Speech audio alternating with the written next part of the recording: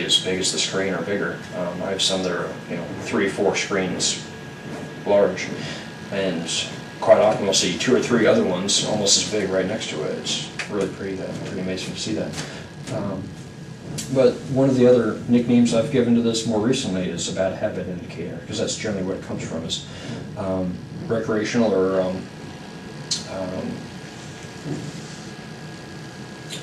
recreational drugs or use of pharmaceutical drugs, whether it's prescribed or not.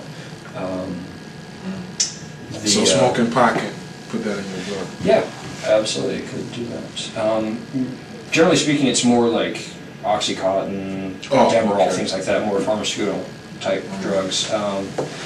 It's also going to come from, and I'm not saying that you're using drugs or anything, I mean, even an Advil or something like that could cause this, but a lot of it comes from eating just too much processed food, like fast food or stuff that's in a box or microwaved foods, stuff like that, junk food. Lifetime. Yeah. So people that eat a lot of Twinkies or potato chips, like the Doritos and things like that, that can really get us pretty good. And most people never really eat the recommended servings of those things anyways, right? Like they'll eat a whole bag of Doritos, not a handful. Who's going to eat 12 chips? Right, exactly. Yeah. Wow. So that's probably a pretty good analogy for what's wrong with America today, is we do everything to excess. And I think if we would live more by the rule of thumb of moderation in all things, then we would see a lot less of these types of problems. I think I just found a white blood cell. Take a closer look.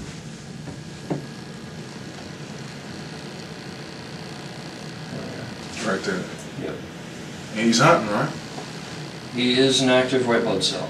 Ideally, we want to see him really actively streaming, so a little bit more movement would be nice, but he's not paralyzed, so it's a good sign. He's doing his job. A lazy white blood cell, folks.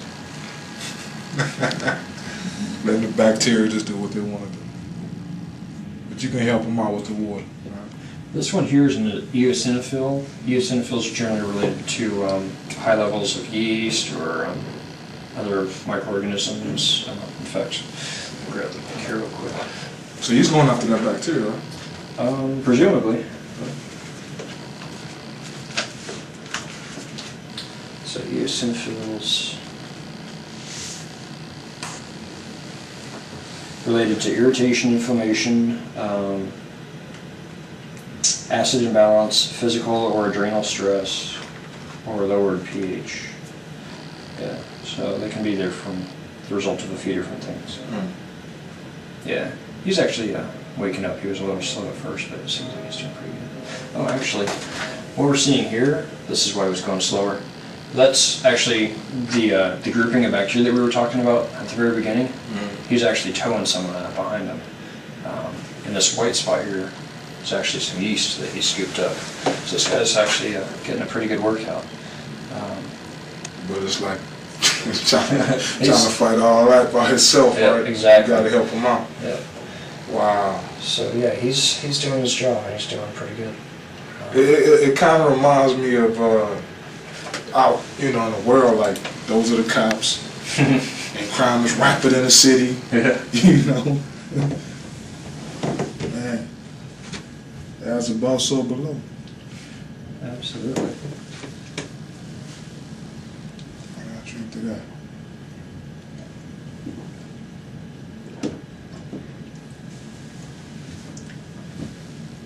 And you said with the average person, blood's kind of similar, right? Yeah. Everybody's blood is going to be kind of unique to themselves. Here's another white blood cell. Here's another more yeast.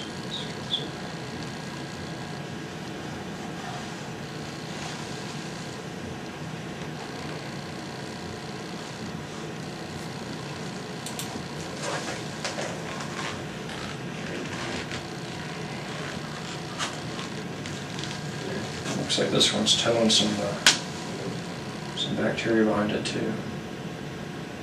Yeah, ordinarily they're gonna just pick up the individual bacteria, like this guy over here.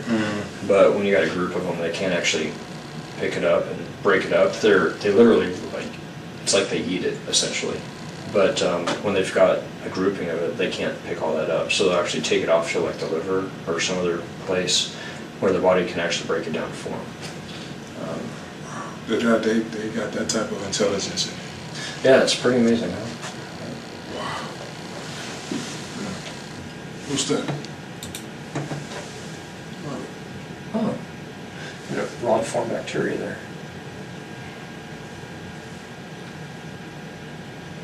Good. There's some very active critters in the blood there. Yeah. Here's some more lactic acid too. So that's a crystal. Mm.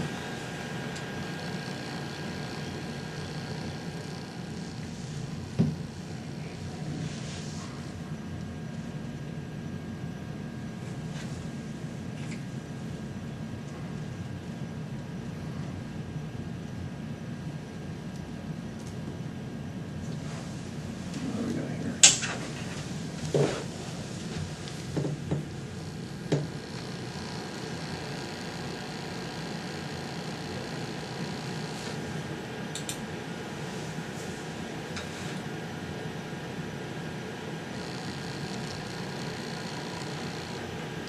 So this is what we call a heterogeneous symplast. It's predominantly bacteria, which is the darker spots, but then we've got some yeast inside of it and on the outsides.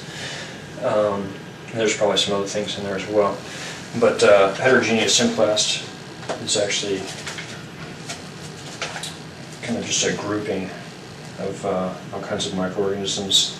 The explanation here is it's an organization or grouping of several stages of disorganization, including yeast, bacteria, and fibrin, which are highly disruptive to normal blood circulation, indicated in advanced stages of latent tissue acidosis, which is what I was talking about earlier, the 6 different stages of acidity.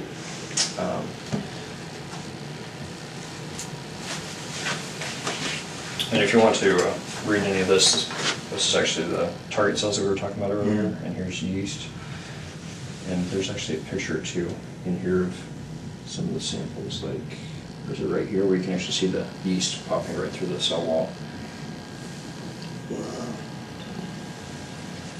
So yeast is from diet too high in protein, carbohydrates, sugars, may be caused by excessive antibiotic use, hormonal therapy, steroid use, fungal infections. Wow. Yeah. So people on a lot of medication can have a whole lot of yeast in it. Yeah, absolutely. Let me go ahead and look at the other sample here, because sometimes it's faster just to go find that new sample than to keep on trying to find which looks like kind of the same picture, right? Mm-hmm.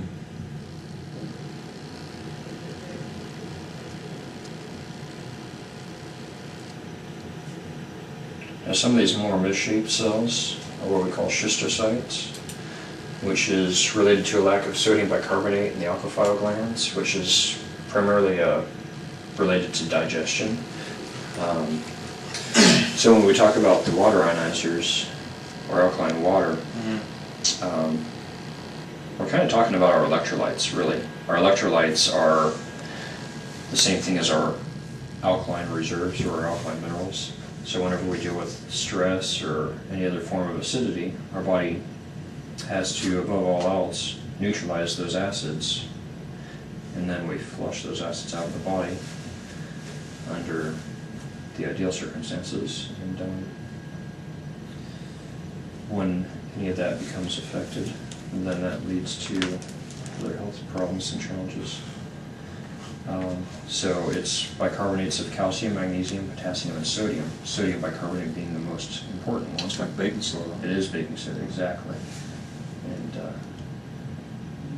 I think I heard what Dr. Young says, the soda bicarbonate, that's the stomach uses that to alkalize the food to help it digest it.